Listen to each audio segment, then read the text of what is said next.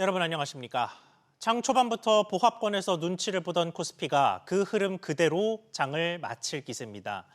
미국발 각종 변수에 더해서 긴 연휴를 앞두고 있는 관망세가 시장의 활기를 제한하는 양상인데 증시 흐름 먼저 짚어보겠습니다. 엄하은 기자. 네, 엄하은입니다. 네, 그나마 조선주가 오르고 있죠. 그렇습니다. HD 현대중공업이 5% 가까이 급등했고 하나오션, HD 한국조선해양 모두 상승세입니다. 미국 내 LNG 프로젝트가 잇따라 진행되는 가운데 미국 선박법이 통과될 가능성이 커진 영향입니다. 최근 러시아 드론 전투기가 유럽 영공을 침범하는 등 러우 전쟁 확산에 방산주도 급등하고 있습니다. 현대로템은 3% 가까이 뛰어 22만 1,000원대에 거래 중이며 ARG 넥스원도 1% 가까이 뛰었습니다. 다만 코스피는 장 초반 상승세를 이어가지 못하고 3,430선에서 등락을 보이고 있습니다. 긴 연휴를 앞두고 현금화 수요가 맞물리면서 주가 상단은 제한될 것이란 관측이 나오는데요. 특히 미 연방정부의 셧다운 우려에 따라 기관들은 매도하면서 경계감을 키우고 있습니다. 코스닥 지수는 0.5% 떨어진 840선에 거래되고 있습니다. 네, 환율 움직임은 어떻습니까? 서울 외환시장에서 달러원 환율은 4원 20전 오른 1,404원 70전에 거래 중입니다. 달러 약세에도 한미 무역 협상이 교착 상태에 빠지면서 원화 약세가 더 큰 영향 미친 걸로 풀이됩니다. 금리 격차 역시 부담으로 작용하면서 한국은행 기준금리 추가 인하가 어렵다는 평가가 이어지는 등 원화 약세를 부추기고 있습니다. SBS 비즈 엄하은입니다. 대한항공이 아시아나항공과의 마일리지 통합 방안을 내놨습니다. 보통 시장에서 아시아나 1마일의 가치가 대한항공의 1마일보다 낮다 보니 어느 정도의 가치 차이를 두게 될지 관심이 많았는데 아시아나 소비자 입장에서 거의 손해 없는 통합안이 나왔습니다. 최지수 기자가 정리했습니다. 대한항공이 마련한 마일리지 통합안에 따르면 합병 후 10년까지는 아시아나 마일리지를 전환하지 않아도 대한항공 전 노선의 마일리지 항공권을 구매할 수 있게 됩니다. 전환을 원한다면 탑승 마일리지 전환 비율이 1대1로 제휴가 1대 0.82로 적용됩니다.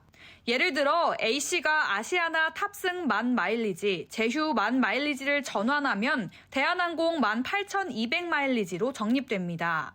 아시아나 고객 입장에선 전환 여부와 관계없이 마일리지 활용 가능 노선이 69개에서 128개로 늘어납니다. 대한항공이 단독 운행 중인 워싱턴, 라스베이거스, 리스본, 암스테르담 노선에서 마일리지를 쓸 수 있게 됩니다. 아시아나 고객이 보유한 마일리지 종류와 적립 정도에 따라 전환에 따른 유불리가 달라집니다. 제휴를 포함해 아시아나 마일리지만 가지고 있다면 전환을 하지 않는 게 유리할 수 있습니다.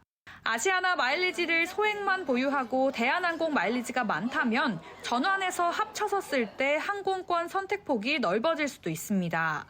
카드 사용으로 쌓은 제휴 마일리지가 많을수록 전환할 때 가치가 깎이게 됩니다. 올해는 또 숙고 끝에 나온 안이기 때문에 아시아나 마일리지 10년 유지 1대1 탑승 마일리지 이런 것들이 아시아나 기존 탑승객들에 대한 많이 좀 고려한 부분이 아닐까. 이외에도 비즈니스석 업그레이드, 현금 카드와 마일리지를 함께 사용하는 복합 결제도 활용할 수 있습니다. 공정위는 대국민 의견 청취를 거쳐 통합안을 최종 확정할 예정이며 확정안은 내년 말로 예정된 두 항공사의 합병일부터 시행됩니다. SBS 비즈 최지수입니다. 정부 전산망 마비 닷새째에도 곳곳에 불편은 계속되고 있습니다. 복구 상황 속보 짚어보겠습니다.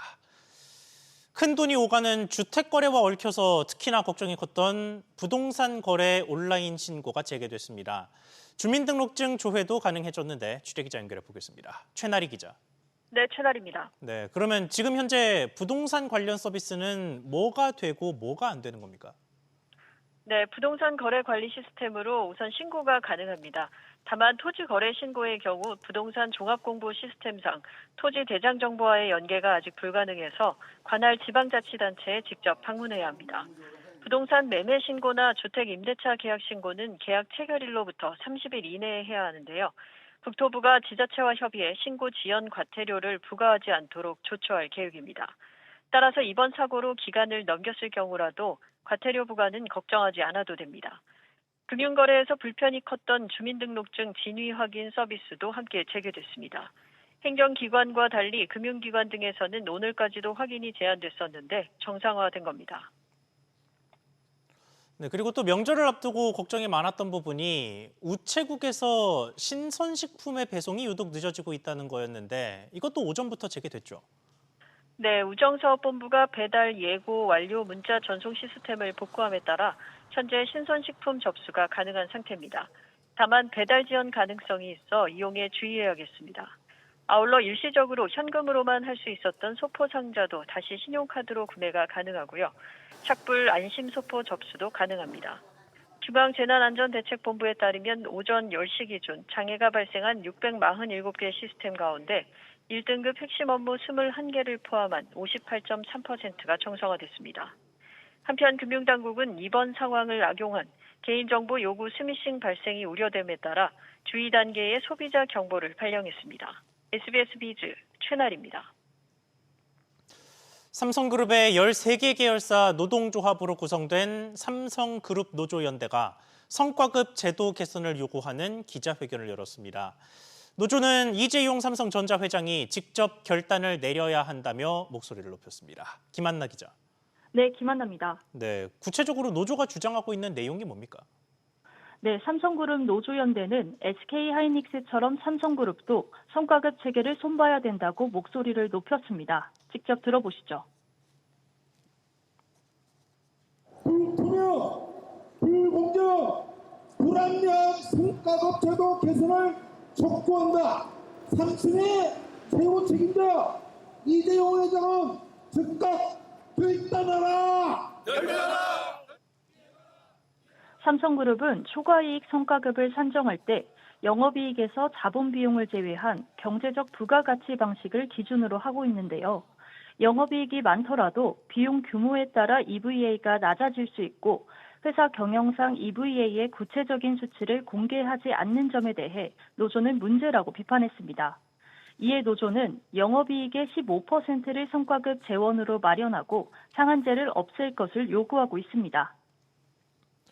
네, 그리고 여기에 삼성전자 최대 노조인 전국 삼성전자 노조도 다시 합류했죠. 네, 그렇습니다. 지난 2일 새로 출범한 전참노 집행부는 삼성그룹 노조연대와 똘똘 뭉치겠다고 밝혔습니다. 직접 들어보시죠. S기업은 직원들에게 영업이익의 명확한 일정 비율을 성과급으로 지급하고 심지어 상한선까지 폐지하는 통 큰 결단을 내렸습니다. 전국 삼성전자 노동조합은 삼성전자가 성과급 지급 기준을 영업이익으로 투명하게 개선할 때까지 삼성그룹 노동조합연대와 함께 흔들림 없이 투쟁해 나갈 것임을 선언합니다. 다만 삼성전자의 핵심 사업인 디바이스 솔루션 부문이 실적 부진으로 난항을 겪고 있어 이러한 요구에 힘이 실리기는 어려울 것으로 보입니다. SBS 비즈 김한나입니다. 다음으로 모두의 경제 생활에 영향을 주는 소식들 연달아 짚어보겠습니다. 몇 년째 이자 장사 비판을 받고 있는 은행이 그 오랜 압박에도 여전히 예대 금리 차를 넓히고 있습니다. 특히 최근 2달 연달아 예대 금리 차가 확대됐는데 자세한 수치 확인해 보겠습니다. 이한나 기자. 네, 이한나입니다. 네, 이번엔 얼마나 벌어졌고 또 어떤 이유에서였습니까? 네, 지난달 은행 신규 취급액 기준 예대금리 차는 1.57%포인트로 전달보다 0.02%포인트 확대됐습니다. 지난 7월에 이어 2달 연속 커졌습니다. 먼저 대출금리는 연 4.06%로 전달과 같은 수준을 유지했는데요. 한국은행은 전체 가계, 기업 대출금리는 내렸지만 지난 7월 일부 공기업에 대한 저금리 대출 취급에 따른 기저효과로 공공 및 기타 부문 대출금리가 상승했기 때문이라고 설명했습니다. 반면 예금금리는 전달보다 0.02%포인트 떨어진 연 2.49%로 내려가면서 11개월째 하락세를 이어갔는데요. 결국 예금금리가 더 많이 내려 은행이 남기는 이자 차이가 더 커졌습니다. 네, 결국은 대출금리에 여유가 있는데도 예금금리를 더 내렸다는 얘기인데 정부 압박에 아랑곳하지 않는 흐름이네요. 네, 앞서 지난 1일 권대영 금융위원회 부위원장은 기준금리가 인하되는 상황에서 이 같은 예대금리 차가 지속된다면 국민이 납득하기 어려울 것이라고 지적했습니다. 또 예대 마진 중심의 영업 행태에서 벗어나 생산적 분야로 자금을 공급해야 하는 것은 시대적 요구라며 압박했습니다. 실제로 지난 7월 기준 5대 은행의 가계 예대금리 차는 최근 몇 달새 다시 커지고 있고 일부 은행은 3년 만에 최고 수준을 기록했습니다. 문제는 앞으로도 예대금리 차 확대 흐름이 계속될 수 있다는 건데요. 정부가 가계부채 관리를 강화하면서 은행들이 대출 이자를 쉽게 낮추지 않을 가능성이 높기 때문입니다. SBS 비즈 이한나입니다. 정부가 소비자 부담을 줄이기 위해 업계를 압박하고 있는 또 다른 영역 중에 하나는 결혼 시장입니다. 전국 결혼식 관련 업체들에 대한 전격적인 전수조사가 시작된 지도 몇 달이 지났는데 이 조사 이후에 오히려 결혼 비용 부담이 커진 것으로 나타났습니다. 신채연 기자. 네, 신채원입니다. 네, 최근의 조사 결과가 어떻습니까? 네, 한국소비자원에 따르면 전국 평균 결혼 비용은 2,160만 원으로 나타났습니다. 지역별로 보면 서울 강남이 3,509만 원으로 가장 비쌌고 강남을 제외한 서울 지역은 2,590여만 원, 경기도는 1,862만 원 순이었습니다. 수도권과 비수도권으로 나눠볼 경우 결혼 비용은 수도권이 평균 1,100만 원 넘게 비쌌습니다. 결혼식 비용 가운데 가장 큰 비중을 차지하는 건 밥값인데요. 전국 중간 가격은 6만 원으로 두 달 사이 3.4% 올랐고 강남의 경우 6% 뛰어 8만 8천 원에 달했습니다. 네, 이게 식대만 오른 게 아니라 예식장을 빌리는 대관료도 크게 뛰었다면서요? 네, 그렇습니다. 전국 대관료 중간 가격은 350만 원으로 두 달 사이 17% 가까이 올랐는데요. 강남 지역 대관료는 2배가 넘는 750만 원이었습니다. 소비자원은 식재료와 꽃, 장식 등 주요 자재 가격과 인건비 상승이 예식 비용을 높이고 있다고 설명했는데요. 이런 가운데 스튜디오와 드레스, 메이크업 패키지인 이른바 스드메 비용은 지난달 290만 원 정도로 지난 6월보다 소폭 올랐습니다. SBS 비즈 신채원입니다. 기업으로부터 직접 물건을 샀을 때보다 개인 간 중고 거래를 한 경우에는 물론 가격은 저렴하지만 이런저런 문제가 생길 확률도 높고 그 문제를 해결하는 것도 상대적으로 쉽지 않습니다. 이에 정부가 다양한 사례의 책임 소재를 가리기 위해 당근마켓 등 업계와 함께 기준을 마련했습니다. 이정민 기자. 네, 이정민입니다. 네, 기준이 나왔다니 중고 거래를 할 때 한 번씩쯤 챙겨봐야겠는데 판매자가 어떨 때 어떻게 책임을 집니까? 거래 물품의 유형에 따라 조금씩 기준이 다른데요. 우선 태블릿부터 TV, 세탁기와 같은 전자기기의 경우 거래 후 일주일 안에 판매자가 미리 알리지 않은 성능, 기능상 하자가 발견되면 거래 가격의 50% 또는 수리비의 70%에 해당하는 금액을 판매자가 구매자에게 줘야 합니다. 의류는 구매자가 전달받은 뒤 2주 안에 중대 하자가 발견되면 거래 가격의 30% 또는 수선비 50%를 판매자가 배상해야 합니다. 식품류에 문제가 발견된 경우는 거래 24시간 이내라면 거래 금액과 배송비 등을 전부 돌려받을 수 있습니다. 네, 다만 대부분의 기준 조항이 그렇듯이 지금 소개한 것들에도 예외가 있을 텐데 어떻습니까? 판매자가 미리 판매글 상에 환불이 불가능하다고 올린 경우에는 배상 책임이 없습니다. 다만 구매자가 물품을 받아 확인했는데 쓸 수 없을 정도로 중대한 하자가 발견된 경우에는 배상이 이루어질 수 있습니다. 이 같은 기준들은 어디까지나 정부의 합의, 권고사항으로 법적 강제성이 있는 건 아니기 때문에 중고거래에 있어 무엇보다 신중한 구매가 필요해 보입니다. SBS 비즈 이정민입니다. 무료로 소비자를 유인해놓고 몇 달 뒤에 슬쩍 유료로 바꾸거나 혹은 탈퇴 절차를 교묘하게 숨기는 등의 꼼수 상수를 다크 패턴이라고 부릅니다.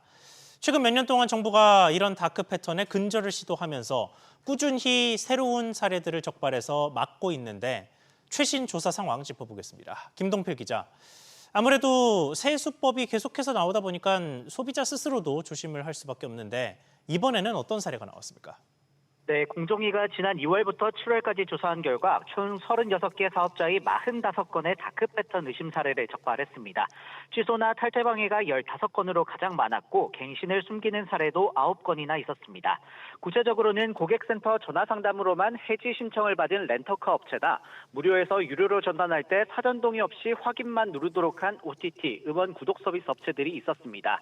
또 파격적인 할인 금액을 제시해 유인하고 정작 구매할 때 배송비나 사이즈 추가금 등을 필수로 선택하게 해서 사실상 정가에 가까운 가격을 지불하도록 한 쇼핑몰들도 적발됐습니다. 이외에도 성인 요금보다 비싼 어린이 요금을 숨기거나 옵션 상품 가격이 주상품인 것처럼 표시한 사례들도 대거 적발됐습니다. 네, 이번에 적발된 다크 패턴들은 곧바로 시정되는 겁니까? 네, 일단 34건은 곧바로 시정하기로 했습니다. 11건은 시스템 개선 등 기술적 조치에 시간이 필요하다는 이유로 시정 계획만 제출했습니다. 이번 조사는 지난 2월 다크 패턴을 규율하는 전자상거래법 시행에 맞춰 진행됐습니다. 공정위는 이번 의심 사례 시정으로 다른 유사 사례도 시정될 것으로 보고 있는데요. 아울러 추가로 소비자 피해를 유발하는 다크 패턴 사례도 점검할 계획입니다. SBS 비즈 김동필입니다. 당정이 배임죄 폐지를 추진하기로 했습니다. 민사와 행정으로 해결할 수 있는 일을 과도하게 형사적으로 처리해 기업 활동을 위축시킨다는 오랜 지적에 따른 조치인데요. 이외에도 과도한 경제 형벌의 약 30%를 올해 안에 손질하기로 했습니다. 류선우 기자, 결국은 배임죄를 없애기로 했군요. 네, 정부와 여당이 오늘 오전 당정협의회를 열고 배임죄 폐지를 포함한 경제형벌 합리화 1차 방안을 공개했습니다. 경제형벌 110개 규정을 정비하겠다는 건데요. 우선 당정은 과도한 경제형벌로 기업의 발목을 잡는다고 지적되어 온 배임죄를 폐지하기로 가닥을 잡았습니다. 요건이 추상적이고 범위가 지나치게 넓어 기업 활동을 위축시킨다는 지적에 대한 조치입니다. 김병기 더불어민주당 원내대표는 과도한 경제형벌은 기업뿐 아니라 소상공인과 자영업자 등 기업인의 정상적인 경영 판단까지 범죄로 몰아 기업 운영과 투자에 부담을 줘왔다고 지적했습니다. 이에 재계는 즉각 기업 활력에 도움이 된다며 환영의 뜻을 내비쳤습니다. 네, 그러면 실질적으로 그동안 배임죄로 처벌했던 중대한 범죄들은 어떻게 처리됩니까? 네, 당정은 배임죄를 단순히 폐지하는 게 아니라 회사 자금 사적 사용이나 영업비밀 유출 등은 처벌할 수 있도록 대체 입법을 마련하겠다는 계획인데요. 대체 입법은 행위의 주체 및 요건 등을 구체화하고 적용 범위는 축소할 방침입니다. 아울러 당정은 법을 어긴 사람의 법인까지 함께 처벌하는 최저임금법 관련 양벌 규정에 대해서도 손보기로 했는데요. 사업주가 충분한 주의 의무를 다했을 경우 면책이 가능하도록 한다는 방침입니다. 이 밖에도 경미한 의무 위반에는 징역형이나 벌금형 대신 과태료를 부과하도록 하는 등 당정은 앞으로 1년 내 경제형벌 규정의 30%를 정비하기로 했습니다. SBS 비즈 류선입니다. 의료기관이 브로커를 통해 환자를 유치하거나 과잉 진료하는 자동차 보험 사기가 급증하고 있습니다. 금융감독원은 관련 과장 청구 규모가 올 상반기 약 140억 원을 기록해 지난해 같은 기간에 17억 원에 비해 크게 증가했다며 소비자 경보 주의를 발령했습니다.